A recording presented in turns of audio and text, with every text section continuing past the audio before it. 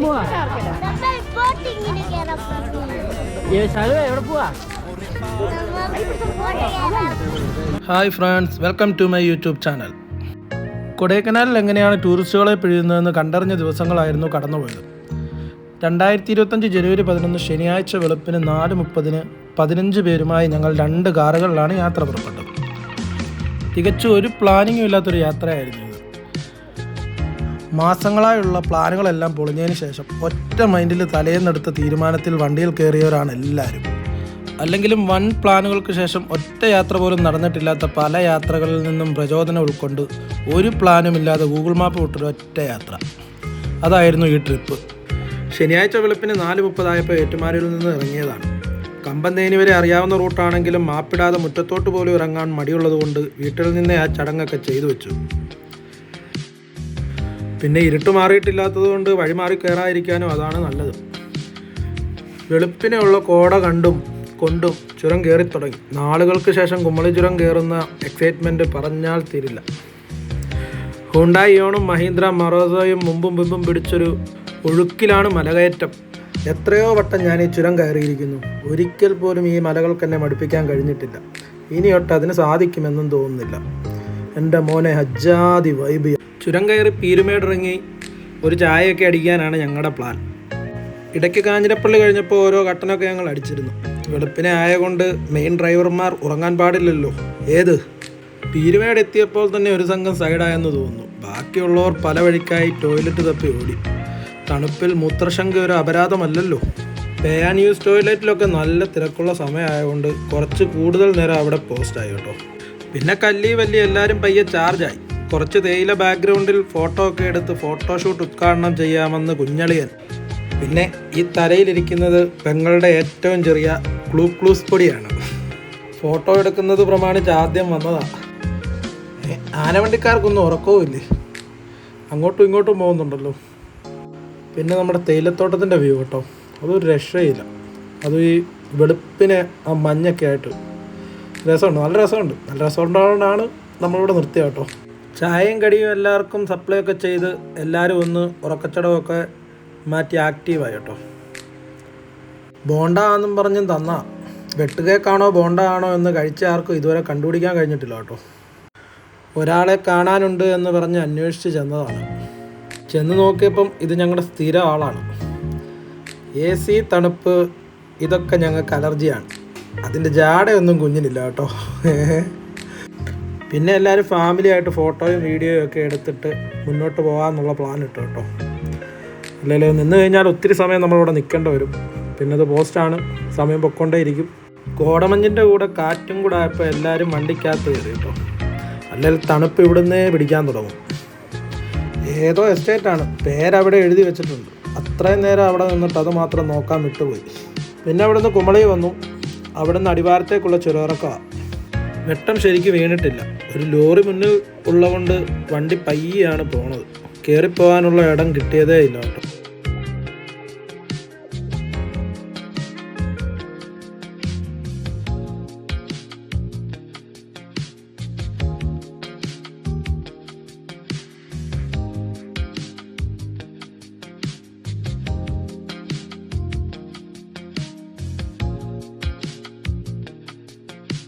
ഞങ്ങളുടെ ഫ്രണ്ടിൽ ഒരു കാറുകാരനും ഉണ്ട്. പുള്ളി പഠിച്ച പണി 18 നോക്കിയിട്ടും ലോറിക്കാരൻ കയറ്റി വിട്ടില്ല. ഇടകുറവായ കൊണ്ട് നമുക്ക് ലോറിക്കാരനെ ഒന്നും പറയാൻ പറ്റില്ല. പിന്നെ അപ്പുറത്തുനിന്ന് തുരുതുര തമിഴ്നാട്ടിലെ വണ്ടിയും പിന്നെ അവിടുന്ന് ലോഡ് വണ്ടിയും കുറേ വണ്ടികൾ കാറും ഒക്കെ വണ്ടി കയറി വരുന്നുണ്ടായിരുന്നു. അതുകൊണ്ട് നമുക്കങ്ങനെ പെട്ടെന്ന് കയറി പോകാൻ പറ്റിയില്ല. പിന്നെയാണെങ്കിൽ നല്ല ഒടുക്കത്തെ വളവും പറഞ്ഞു കഴിഞ്ഞാൽ നല്ല ഹെയർ പിൻ വളവുകളും ഉണ്ടായിരുന്നു. പിന്നെ അങ്ങനെ കയറിപ്പോകുന്ന റിസ്ക് ആയതുകൊണ്ട് തന്നെ ഞങ്ങളത് നോക്കിയുമില്ല. പിന്നെ അത്യാവശ്യം വലിയ തിരക്കേടില്ലാത്ത സ്പീഡിലാണ് ആ ലോറി പോകുന്നത്. പിന്നെ അതിൻ്റെ പുറകെ വെച്ച് പിടിക്കാന്നുള്ളൊരു ലെവലിൽ അങ്ങ് പോകുമായിരുന്നു.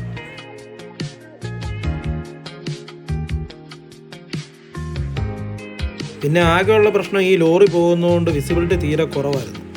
വഴി പ്രെഡിക്റ്റ് ചെയ്യാനും ബുദ്ധിമുട്ടാണ് അങ്ങനെയുള്ളപ്പോൾ. പെട്ടെന്ന് പോവുക എന്നതിനപ്പുറം വിസിബിലിറ്റിക്ക് വേണ്ടിയാണ് ഓവർടേക്ക് ചെയ്യാൻ നോക്കിയത്. ബട്ട് നോ രക്ഷ, ലോറിക്കാരൻ വേറെ ലെവൽ പോക്കാണ്. ഇത് നമ്മുടെ മുല്ലപ്പെരിയാറിലെ കുഴൽ. ഇവിടെ വന്നപ്പോൾ ശരിക്കും പെട്ടുപോയി കേട്ടോ. കുറേ നേരം അങ്ങനെ പോയി. 2 ലോറി കറക്റ്റ് ആ വളവിലൊന്ന് അങ്ങോട്ടോ ഇങ്ങോട്ടോ എന്ന അവസ്ഥയിൽ. സത്യത്തിൽ അത് എനിക്ക് തോന്നിയതാണ്. അവരത് എന്നും കാണിക്കുന്ന അഭ്യാസമായതുകൊണ്ട് അവർക്കിതൊക്കെ എന്ത്. ആ ലോറി അങ്ങനെ പോകുന്നതുകൊണ്ടാണ് ഇത്രയും താമസം ചുരം ഇറങ്ങാൻ എടുക്കുന്നത്. അല്ലെങ്കിൽ ഞങ്ങൾ കുറേയധികം കിലോമീറ്റർ താഴത്തെത്തിയാനെ. ഈ പൈപ്പ് കാണുമ്പോൾ ആണ് മുല്ലപ്പെരിയാർ ഡാം കണ്ടിട്ടില്ല എന്ന് ഓർമ്മ വരുന്നത്. ഡാമിലോട്ട് ആളെ കടത്തി വിടുമോ എന്നറിയില്ല. സന്ദർശകരെ കയറ്റിവിടുമെങ്കിൽ ഒരു ട്രിപ്പ് അങ്ങോട്ട് വെക്കണം. വെളുപ്പിനെ എണീറ്റ് ഫുഡ് വല്ലതും കിട്ടുമോ എന്നറിയാനുള്ള തത്രപ്പാടിലാണെന്ന് തോന്നുന്നു. കുറേ കുരങ്ങന്മാരുണ്ട് കേട്ടോ, നല്ല രസമുണ്ട്. അടിവാരം എത്തിയിട്ട് എവിടെയെങ്കിലും കുറച്ച് നേരം വണ്ടി നിർത്തി എല്ലാവർക്കും ഒന്ന് നടുനിവർത്തണം. എല്ലാ പ്രായത്തിലുമുള്ളവർ ഉള്ള ട്രിപ്പായതുകൊണ്ട് എല്ലാവരുടെയും ആരോഗ്യത്തെയും പരിഗണിക്കണമല്ലോ. അടിവാരത്തെ ചെക്ക് പോസ്റ്റൊക്കെ കഴിഞ്ഞ് തമിഴ്നാട് വഴിയിലേക്ക്. തമിഴ്നാട്ടിലെ ഏറ്റവും ഇഷ്ടമുള്ള കാര്യം എന്താണെന്ന് ചോദിച്ചാൽ എൻ്റെ ആദ്യത്തെ ഉത്തരം ഈ വഴിയാണ് കേട്ടോ. എന്താ രസം.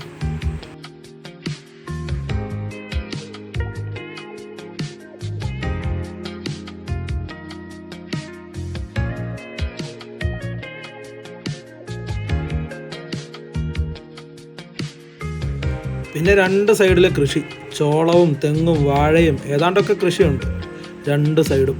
പിന്നെ പൂവിൻ്റെ കൃഷിയുണ്ട് കേട്ടോ. ഇതൊന്നുമല്ല ഞങ്ങൾ തിരയുന്നത്, മുന്തിരിത്തോട്ടം.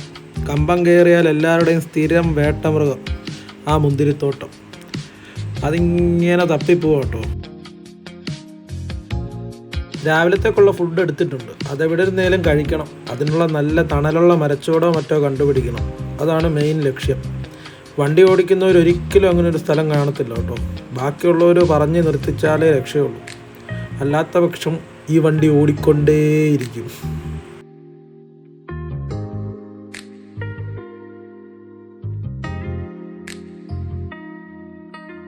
അങ്ങനെ നോക്കിയപ്പോൾ ഒരു മുന്തിരിത്തോട്ടം കണ്ടു. പക്ഷെ അവിടെ ഇറങ്ങാനോ കാണാനോ പറ്റുന്ന തോട്ടമല്ലത്. സ്ഥിരം കയറുന്ന മുന്തിരിത്തോട്ടം കുറേ കൂടി മുന്നോട്ട് പോകണം. അത് വലത് സൈഡിലാണ്. അതിൻ്റെ അടുത്താണ് ആഗതം സിനിമയിലെ ഷൂട്ടിംഗ് സെറ്റ് എന്ന് തോന്നുന്നു. ഇപ്രാവശ്യം അതൊന്നും കണ്ടില്ല കേട്ടോ. വഴിയരികിൽ അപ്പോഴാണ് കണ്ടത് പബ്ജിയിലെ അപ്പാർട്ട്മെൻറ്റ് പോലെയുള്ളൊരു സ്ഥലം. ശരിക്കും ഗെയിം പോലെ തോന്നുന്നു.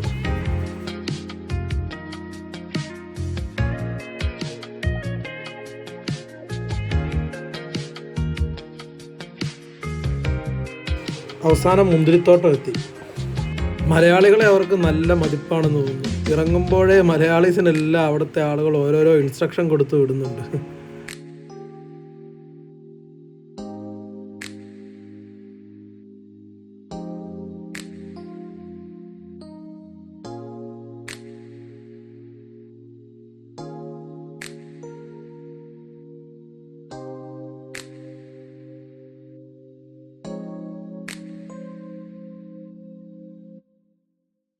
മുന്തിരി പൂവിടുന്ന സ്റ്റേജ് തൊട്ട് പഴുത്ത് പറിക്കുന്ന സ്റ്റേജ് വരെ നമുക്കവിടെ കാണാം.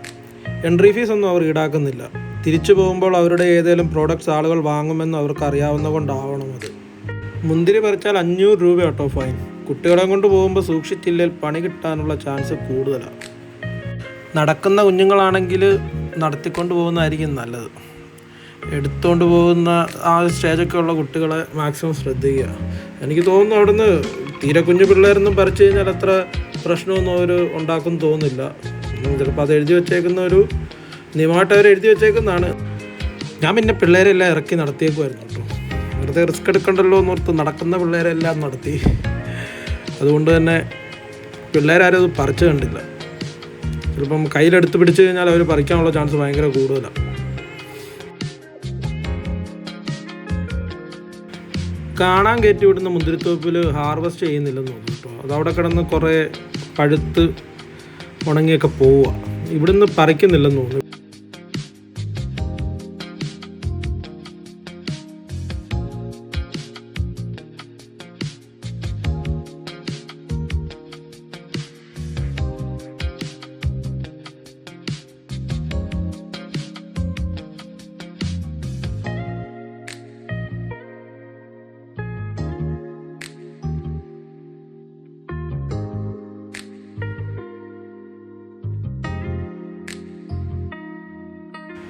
ഇതൊക്കെ പൂവിട്ട് തുടങ്ങിയിട്ടേ ഉള്ളൂ കേട്ടോ.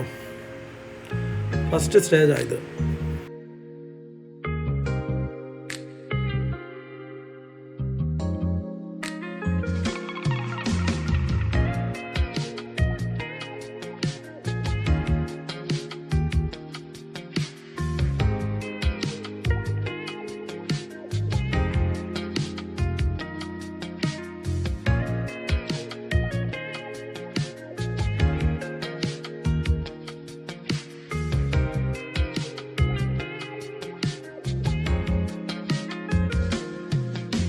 കണ്ടാലും മതിവരാത്ത പോലെ അത്രയും രസത്തിൽ മുന്തിരി കിടക്കുന്നു.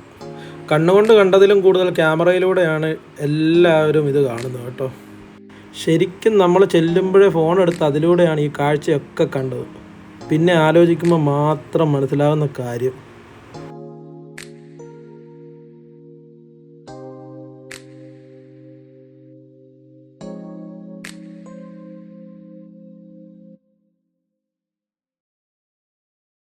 ഒത്തിരി മുന്തിരി പഴുത്ത് താഴെ വീണ് പോയിട്ടുണ്ട് കേട്ടോ. എന്താണ് കാര്യം എന്നറിയില്ല.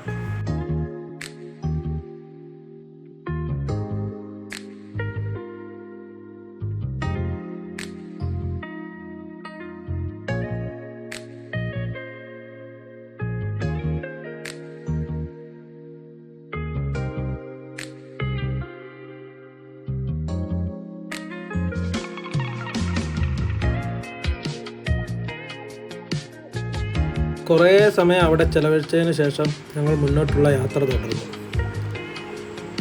ഇതിനിടയിൽ ഞങ്ങൾ ഫുഡ് കഴിച്ചിരുന്നു കേട്ടോ. ആ വീഡിയോ മിസ്സായിപ്പോയി, നോക്കിയെടുക്കണം. കുറേ വീഡിയോ മിസ്സായി പോയിട്ടുണ്ട്, അതെല്ലാം കിട്ടുമോയെന്ന് നോക്കണം. കുറേ നല്ല വീഡിയോസ് എല്ലാം മിസ്സായി പോയിട്ടുണ്ട്. അപ്പം ഞങ്ങൾ കൊടൈക്കനാലിലുള്ള ചുരം കയറുകയാണ്. വൈകുന്നേരം 4 മണി കഴിഞ്ഞാണ് ചുരം കയറാൻ തുടങ്ങിയത്. ചില സ്ഥലത്ത് നല്ല വീതിയുള്ള വഴിയാണ്, ചില സ്ഥലത്ത് നല്ല ഇടുങ്ങിയ വഴി. അതുകൊണ്ട് തന്നെ അധികം വിട്ടുപോകാൻ പറ്റുന്ന ഒരു വഴിയല്ല ഇത്. ഈ ഡിവൈഡർ ഉണ്ട്, നമ്മുടെ വിദേശ രാജ്യത്തൊക്കെ ഉള്ള ഡിവൈഡർ പോലെ. കുറേ സ്ഥലത്ത് അങ്ങനെ ഉണ്ട് കേട്ടോ. മൊത്തമല്ല, കുറച്ച് ഭാഗത്ത് സാധാരണ ഘട്ടമാണ്, ചില സ്ഥലത്ത് കുറേ അധികം ആ ഡിവൈഡർ ഉണ്ട് കേട്ടോ. താഴെ ഒരു ഡാം കാണാനുണ്ട്, എന്തോ അതിൻ്റെ പേര് മറന്നു.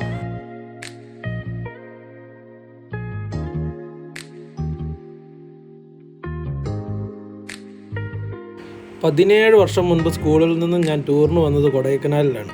അന്നത്തെ ചെറിയൊരു ഓർമ്മ മാത്രമാണ് ഈ ചുരം കയറുമ്പോൾ എനിക്കുള്ളത്. ഒരു നൊസ്റ്റാൾജിയൊക്കെ അടിക്കാനുള്ളൊരു വകുപ്പുണ്ട് ഇപ്പം. അന്ന് ചുരം കയറി എവിടെയോ നിർത്തി നെല്ലിമരത്തിൽ നിന്ന് നെല്ലിക്കയൊക്കെ പറിച്ച് ഞങ്ങൾ കൂട്ടുകാരെല്ലാം ഓളം വെച്ച് നടന്നൊക്കെ ചെറിയ ഓർമ്മ മാത്രമായിപ്പോയി. ശരിക്കും എനിക്ക് നല്ല ഓർമ്മയുള്ളത് കൊടൈക്കനാലിലെ ലേക്കും ഗുണാക്കയവും മാത്രമാണ്. ബാക്കി കുറേ സ്ഥലത്ത് പോയായിരുന്നു, പക്ഷെ ഒന്നും വ്യക്തമല്ല, എല്ലാം മറന്നുപോയി കേട്ടോ. 17 വർഷമായില്ലേ. നല്ല യാത്രാദൂരമുണ്ട് കൊടൈക്കനാൽ ചുരത്തിന്. ഏകദേശം 3-3.5 മണിക്കൂർ ചുരം മാത്രം യാത്ര ഉണ്ടെന്ന് തോന്നുന്നു. അത്രയും നേരം ഈ വളവും തിരിവും എങ്ങും നിർത്താതെയുള്ള യാത്രയെ നമ്മളെ വല്ലാണ്ട് ടയേർഡാക്കും. ചുരം കയറും തോറുമാണ് മനസ്സിലാവുക നമുക്ക് എല്ലാ സാധനങ്ങൾക്കും 3-4 ഇരട്ടിയാണ് വില കൂടുന്നതെന്ന്. സാധാരണ നീണ്ട യാത്രകളിൽ ഞങ്ങൾ സ്ഥിരം കുക്ക് ചെയ്യാറാണ് പതിവ്. ഇപ്രാവശ്യവും ഇറങ്ങിയ ദിവസം രാവിലത്തെ ഫുഡ് കരുതിയിട്ടുണ്ടായിരുന്നു. രാവിലെ ഞങ്ങളൊരു വലിയ മരിച്ചോട്ടിലിരുന്ന് ഫുഡ് കഴിച്ചു. ഉച്ചയ്ക്ക് തേനിക്കടുത്തുള്ള വമ്പൻ ആംബിയൻസ് ഉള്ളൊരു തെങ്ങുംതോപ്പ് കിട്ടി ഫുഡ് വെക്കാൻ കേട്ടോ. അതൊരു അടിപൊളി പരിപാടിയായിരുന്നു, നല്ലൊരു എക്സ്പീരിയൻസ് ആയിരുന്നു. ഉച്ചയെന്ന് പറയുമ്പോൾ ഒരു 2:30 ആയപ്പോഴാണ് ഞങ്ങളവിടെ ക്യാമ്പ് ചെയ്തത് കേട്ടോ.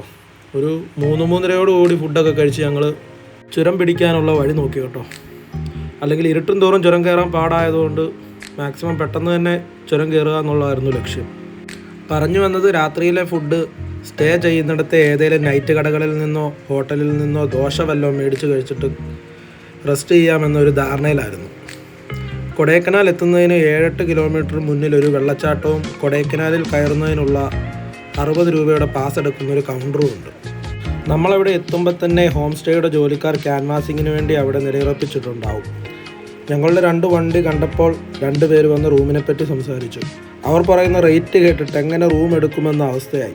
9,000 തൊട്ട് 11,000 വരെയാണ് അവർ പറയുന്ന റേറ്റ്. പൊന്നെണ്ണ വേറെ അവിടെ ചെന്നിട്ട് നോക്കിക്കോളാം ആളവിടെന്ന് പറഞ്ഞ് പോകാൻ നിന്നപ്പോൾ അവരടവ് നൈസായിട്ട് മാറ്റി. അവർ പറഞ്ഞ് കുറച്ച് തരാം, നിങ്ങൾ വാ, ഞങ്ങളുടെ പുറകെ വന്നാൽ മതി, റൂം കണ്ടിട്ട് പൈസ തന്നാൽ മതി, എന്നിട്ട് നിങ്ങൾക്ക് ഇഷ്ടപ്പെട്ടാൽ എടുത്താൽ മതി എന്ന് പറഞ്ഞ് അവരുടെ പുറകെ പോന്നോളാൻ പറഞ്ഞു. അങ്ങനെ അതും സംബന്ധിച്ച് അണ്ണൻ്റെ സ്കൂട്ടറിൻ്റെ പുറകെ വെച്ച് പിടിച്ചു കേട്ടോ. പ്രോപ്പർ കൊടൈക്കനാൽ തന്നെയാണ് അവരുടെ സ്ഥലം. അത്യാവശ്യം നല്ല സെറ്റപ്പ് ഹോം സ്റ്റേ ആയിരുന്നു. അവസാനം 15 പേർക്ക് 9,000 പറഞ്ഞ അണ്ണൻ 3,500 താക്കോലും തന്നിട്ട് പോയി. അതിലും കുറഞ്ഞ റേറ്റിന് റൂമുണ്ടെങ്കിലും ഇത്രയും സേഫും വൃത്തിയും ഉള്ളത് കാണാത്തതുകൊണ്ട് ഞങ്ങൾ ഇതിന് തന്നെ സെറ്റാക്കി കേട്ടോ. എനിക്ക് തോന്നുന്നു 15 പേർക്ക് 3,500 രൂപ എന്ന് പറഞ്ഞു കഴിഞ്ഞാൽ വലിയൊരു എമൗണ്ട് അല്ല. ഓഫ് സീസണാണ്, അതുകൊണ്ടായിരിക്കും അത്രയും കുറഞ്ഞത്. അല്ലെങ്കിൽ ആ റേറ്റിന് കിട്ടുമെന്ന് എനിക്ക് തോന്നുന്നില്ല. നിലവിൽ അത്രയും സെറ്റപ്പുള്ളൊരു റൂമിന് കേട്ടോ. അതിൻ്റെ കുറവ് കിട്ടുന്നുണ്ട്. അത് ബാച്ചിലേഴ്സിനൊക്കെ ആണെങ്കിൽ ഓക്കെയാണ്, കാരണം ലേഡീസും വയസ്സായവരും എല്ലാവരും കൂടെ ഉള്ളപ്പം അതൊരു ഭയങ്കര ബുദ്ധിമുട്ടാണ്. അപ്പോൾ അത്യാവശ്യം നല്ലൊരു സ്റ്റേ തന്നെയാണ് കിട്ടിയത്. ആ എമൗണ്ടിന് വർത്താന്ന് തന്നെയാണ് എനിക്ക് ഫീൽ ചെയ്തത് കേട്ടോ. ഈ കാണുന്നത് യൂക്കാലി മരമാണ്.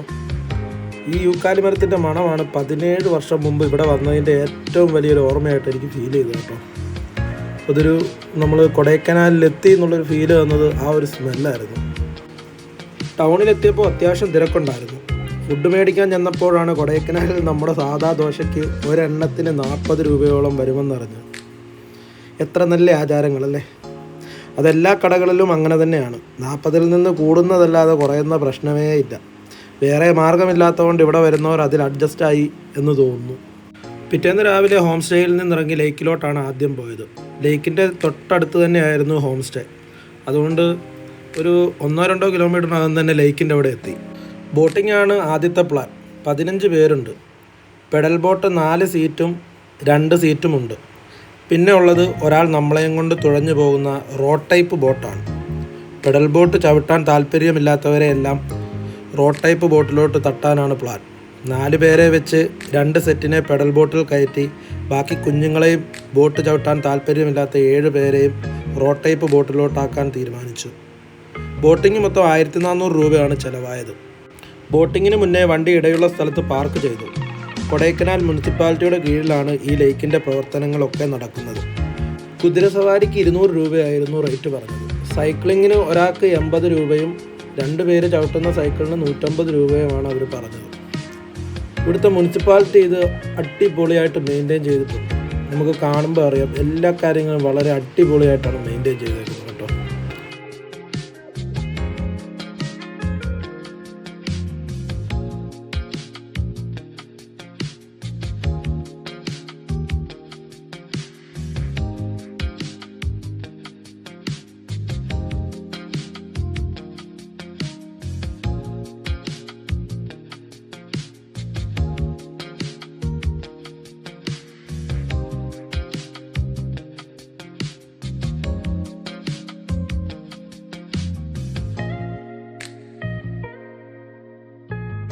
എല്ലാവരും ബോട്ടിങ്ങിന് പോകുന്നതിൻ്റെ ആവേശത്തിലാണ്. ലൈഫ് ജാക്കറ്റൊക്കെ ഉണ്ടെങ്കിലും ലേശം പേടി എല്ലാവർക്കും ഇല്ലേ എന്ന് മുഖത്തു നിന്നും നമുക്ക് വായിച്ചെടുക്കാം കേട്ടോ. പ്രശ്നം എന്താണെന്ന് വെച്ച് കഴിഞ്ഞാൽ ആകെ 30 മിനിറ്റ് മാത്രമേ ബോട്ടിങ്ങിന് സമയം അനുവദിച്ചിട്ടുള്ളൂ. അതിന് മുകളിൽ പോയാൽ ഫൈൻ അടയ്ക്കേണ്ടി വരും. ആദ്യത്തെ 15 മിനിറ്റ് ബോട്ടുമായുള്ള മൽപ്പിടുത്തമായിരിക്കും. ആദ്യമായി ഡ്രൈവ് ചെയ്യുമ്പോഴുള്ള ഒരു പ്രശ്നമുണ്ടല്ലോ, അത് നേരെയായി വരുമ്പോഴേക്കും തിരിച്ചെത്താനുള്ള സമയമാവും. ഈ 15 പേരെയും ഒരുമിച്ചൊരു സ്ഥലത്ത് എത്തിക്കുക എന്നുള്ളത് നല്ല ടാസ്ക്കാണ്. പ്രത്യേകിച്ച് കുഞ്ഞിപ്പിള്ളേരെ. അവർ കുതിരയൊക്കെ കണ്ട് പയ്യെ കറങ്ങി തിരിഞ്ഞ് നിൽക്കും കേട്ടോ. പിന്നെ അവിടെ നിന്ന് കൊണ്ടുവരാൻ ഭയങ്കര പ്രയാസമാണ്. പിന്നെ ഓരോരുത്തരെ വിളിച്ച് പറഞ്ഞ് പിറക്കി പയ്യെ ബോട്ടിങ്ങിന് വേണ്ടി കൊണ്ടുപോകുന്ന രംഗമാണ്.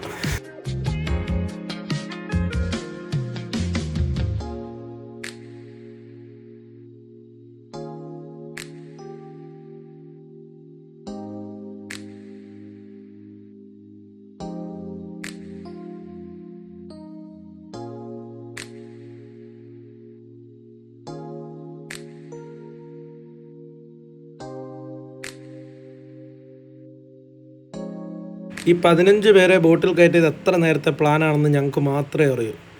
കാരണം 8 പേരെ പെഡൽ ബോട്ടിലും 7 പേരെ റോഡ് ടൈപ്പ് ബോട്ടിലും മാറ്റാനായിരുന്നു പ്ലാൻ. പക്ഷേ ആരെല്ലാം എങ്ങനെയെല്ലാം മാറ്റുമെന്നുള്ളൊരു പിടി കിട്ടുന്നില്ലായിരുന്നു. കാരണം ഏറ്റവും പോസ്റ്റായത് കുട്ടികളെ പെഡൽ ബോട്ടിൽ കയറ്റാൻ അനുമതിയില്ല എന്നുള്ളതാണ്. അതാണ് അത്രയും സമയം പ്ലാൻ ചെയ്ത് പോകാൻ കാരണം. അവസാനം അതിനൊക്കെ ഒരു തീരുമാനമാക്കി ഞങ്ങൾ ബോട്ടിങ്ങിന് ഇറങ്ങി.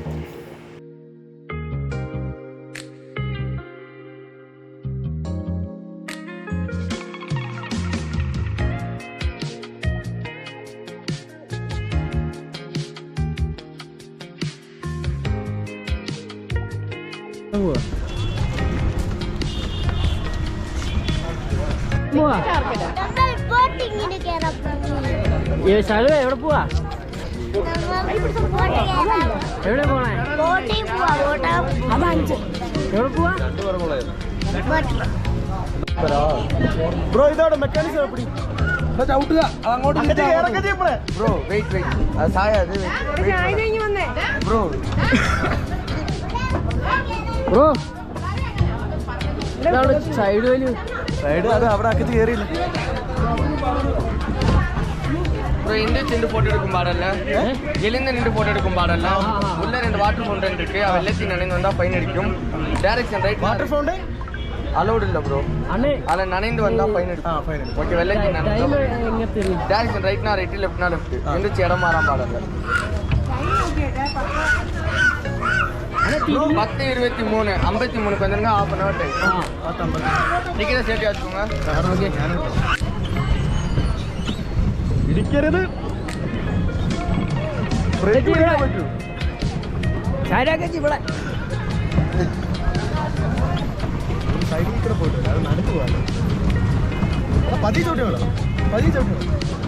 അയ്യോ ഇത് തന്നെ നീങ്ങുന്നത്. നമ്മൾ പോവാ.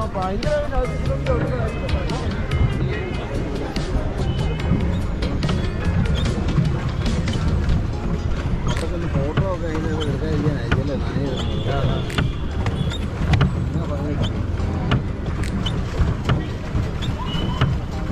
പുറയിലോട്ട് പോകും. പുറയിലോട്ടല്ലോ ഇത് ചിരിക്കാനുള്ള.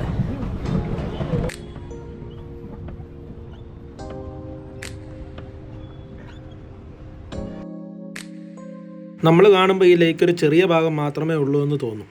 എന്നാൽ ഈ ലേക്കിന് ചുറ്റും കറങ്ങി വരണമെങ്കിൽ 4 കിലോമീറ്റർ സഞ്ചരിക്കണം എന്നുള്ളത് വണ്ടി ഓടിച്ച് കറങ്ങി വരുമ്പോൾ മാത്രമാണ് മനസ്സിലാവുന്നത്.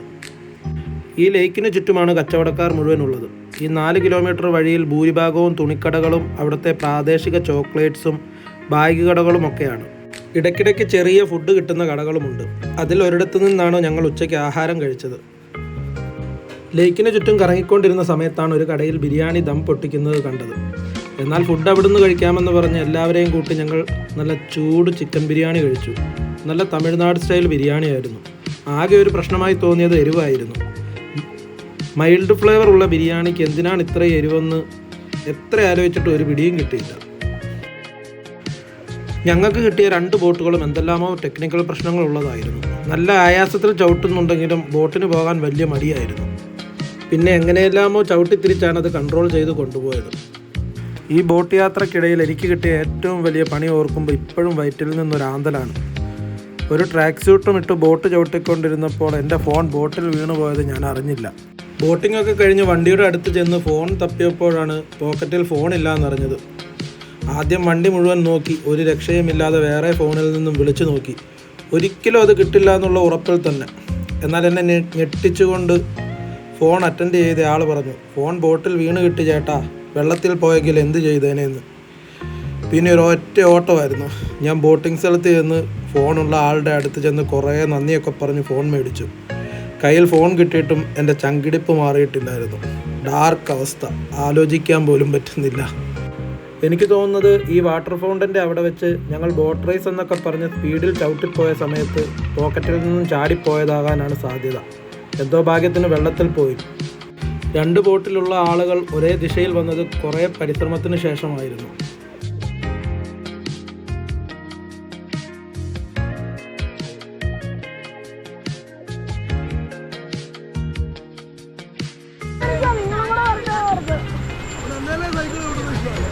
ഈ സൈഡിലോട്ടൊരു ചെരുവാ, എൻ്റെ സൈഡിലോട്ട്.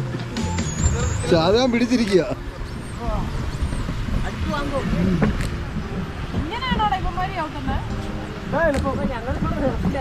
ചെറിയ കീക്കിന്നൊരു ശബ്ദം കേട്ട് നമുക്ക് അങ്ങോട്ട് ചേർക്കാം.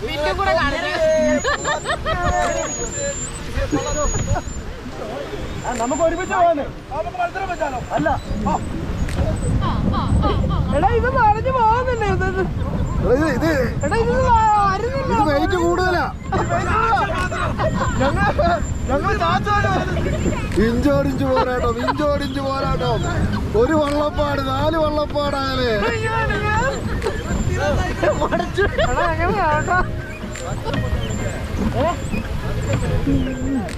അതൊക്കെ പോകുന്നില്ലല്ലോ.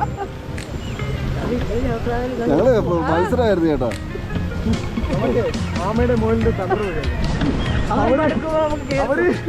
അവര് മഴ പിടിച്ചിരിക്കുമ്പോൾ നമുക്ക്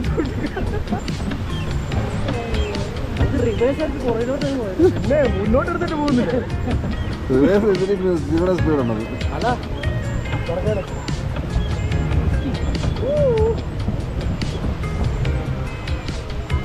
അങ്ങോട്ട് പോകുന്നത് ആ പെമ്പിള്ളാണ് അങ്ങോട്ട് പോകുന്നത് ഇത്ര നേരം മര്യാദയ്ക്ക് പോയിക്കൊണ്ടിരുന്ന വണ്ടിയാണ് അപ്പൊ ഇല്ല വേറെ പോകുന്നുണ്ട് നേരെ അങ്ങ് പോണം എന്നാലേ എത്തത്തുള്ളൂ 10:45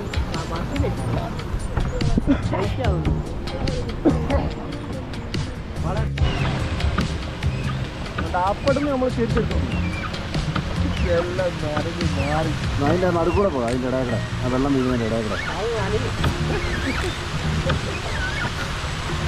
കുറച്ച് ക്ലോസ് റേഞ്ച് വരാം അങ്ങനെ അതിൻ്റെ അടുത്ത് നമ്മൾ അടുത്ത ആ തുള്ളി വീഴുന്നതാണ് അതിൻ്റെ അവിടെ നിന്ന് ശരിക്കില്ല ശരിയാണ്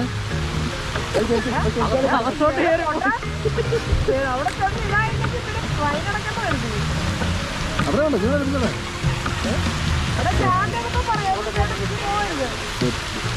പിന്നെ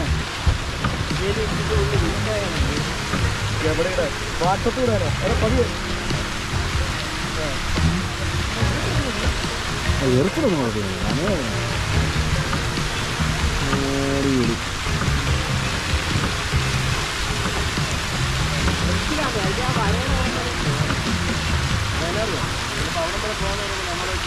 ഞാൻ പറഞ്ഞുണ്ട് ഈ വെള്ളം വീഴുന്നുണ്ട് അതിൻ്റെ അകത്തോട്ട് അകത്തോട്ട് കയറണം പിന്നെ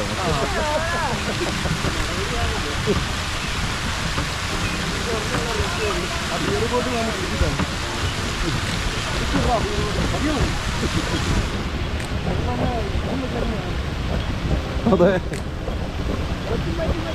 അവിടെ നിന്ന് ഉടക്കി നിൽക്കല്ലേ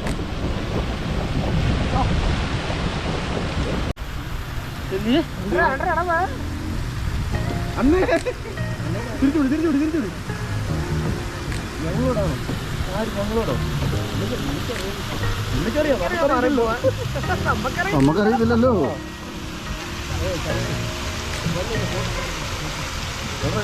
അവര് വരട്ടെ അവര് ഹോൾഡ് ചെയ്തു മുന്നോട്ട് പോകുന്നവരെ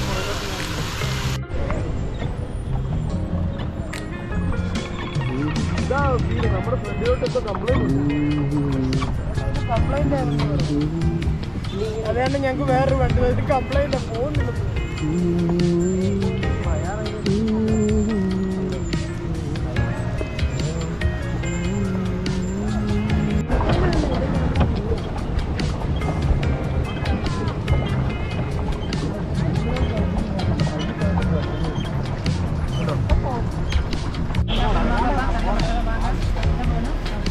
എന്താണ്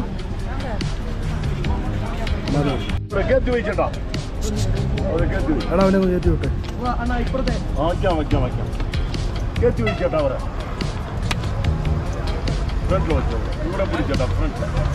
തല നീ നോക്കിക്കടാ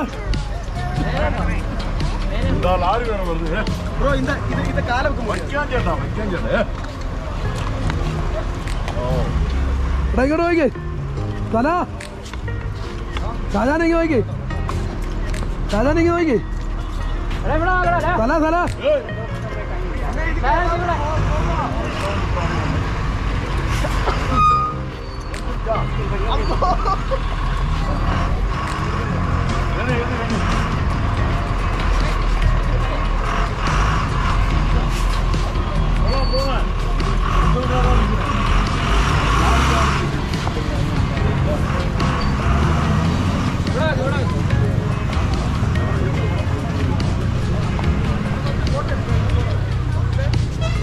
ഹലോ സലായേ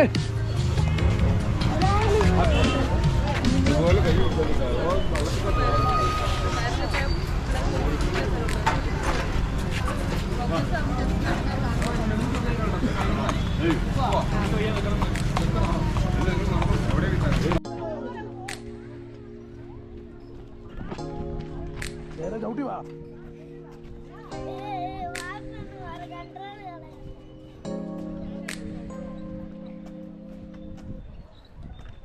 വളച്ചോണ്ട് വാ വളച്ചോണ്ട് വാടാ ഇങ്ങോട്ട് വാ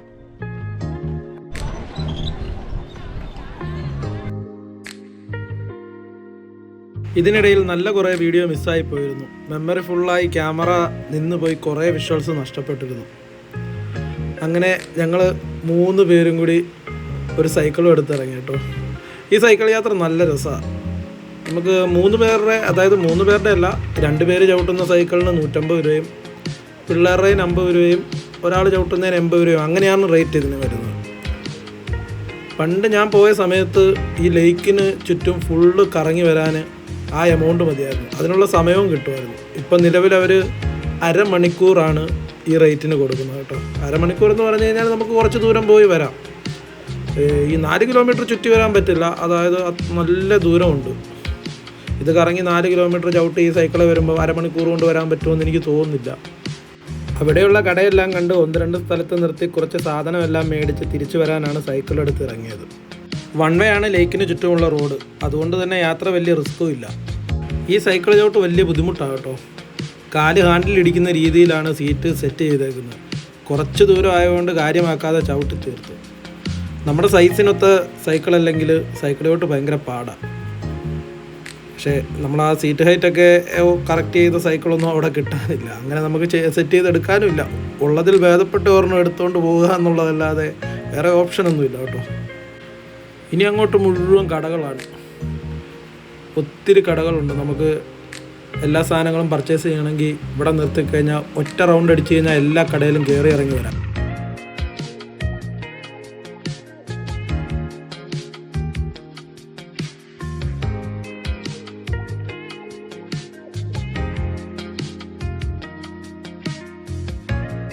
ഞങ്ങൾ ഉദ്ദേശിച്ചതിലും കൂടുതൽ സമയം ലേക്ക് സൈഡിലും പരിസര പ്രദേശത്തും ചിലവായി. ഇവിടുന്ന് നേരെ പില്ലർ റോക്സും ഗുണ കേവും കയറേണ്ടതാണ്. ഇപ്പം തന്നെ ഞങ്ങൾ ലേറ്റാണ്. 5:30 വരെ ഗുണ കേവിൽ എൻട്രി ഉള്ളൂ.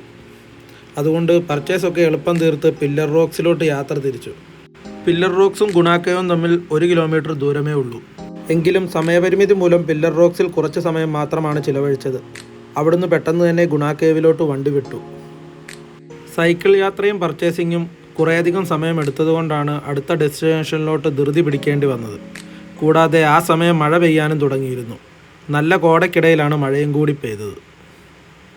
പോണ വഴിയിൽ തന്നെ കൊടൈക്കനാലിൻ്റെ മൊത്തം മാപ്പും ഒരു ബോർഡിലാക്കി വഴിയിൽ കൊടുത്തിട്ടുണ്ട്. അങ്ങനെ നേരെ വണ്ടി പില്ലർ റോക്സിൻ്റെ അവിടെ ചെന്നു. പില്ലർ റോക്സിൻ്റെ അവിടെ മുഴുവൻ കുരങ്ങന്മാരാണ്. പില്ലർ റോക്സിൽ കുറച്ചു നേരം നിന്ന് എല്ലാം കണ്ടു.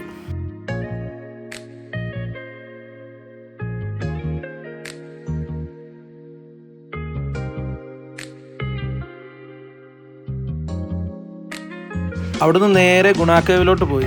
എന്താണെന്ന് വെച്ച് കഴിഞ്ഞാൽ ഓൾറെഡി സമയം ഒത്തിരി വൈകിയിരുന്നു. അവിടെ എൻട്രി കിട്ടിയില്ല എന്നുള്ള പേടിയിൽ നേരെ ചെന്നു. പുതിയ കവാടം എന്നു മുതലുള്ളതാണെന്ന് അറിയില്ല. അവിടെ തന്നെയാണ് ടിക്കറ്റ് കൗണ്ടറും. ഇന്ത്യൻസിന് 10 രൂപയും ഫോറിനേഴ്സിന് 100 രൂപയുമാണ് ടിക്കറ്റ് ചാർജ്. ആ ഭാഗത്ത് ചെറിയ തിരക്കുണ്ടായിരുന്നു. എല്ലാവരും എൻട്രൻസിൽ സെൽഫി എടുക്കാൻ കൂടുന്നത് കൊണ്ടാണ് അവിടെ വലിയ തിരക്ക് അനുഭവപ്പെടുന്നത്.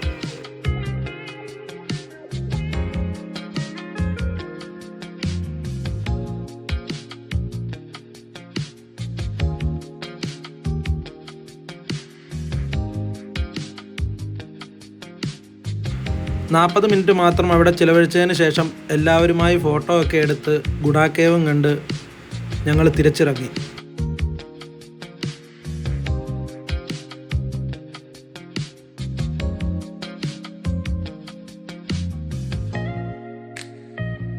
അധികം രാത്രിയായാൽ ചുരമിറക്കം പ്രയാസമാണെന്ന് അറിയാവുന്ന കൊണ്ടും എപ്പോൾ വേണമെങ്കിലും കോട ഇറങ്ങാൻ സാധ്യത ഉള്ളതുകൊണ്ടും 2 ദിവസത്തെ ഫാമിലിയുമായുള്ള കറക്കത്തിന് ശേഷം കൊടൈക്കനാൽ വിടാൻ സമയമായിരിക്കുന്നു. അപ്പോൾ അടുത്തൊരു യാത്രയിലെ വിശേഷങ്ങളുമായി കൂടുതൽ നല്ല രീതിയിൽ കാഴ്ചകളും കഥകളുമായി കാണാമെന്ന വിശ്വാസത്തോടെ വീഡിയോ അവസാനിക്കുന്നു. അപ്പോൾ thank you so much for watching this video.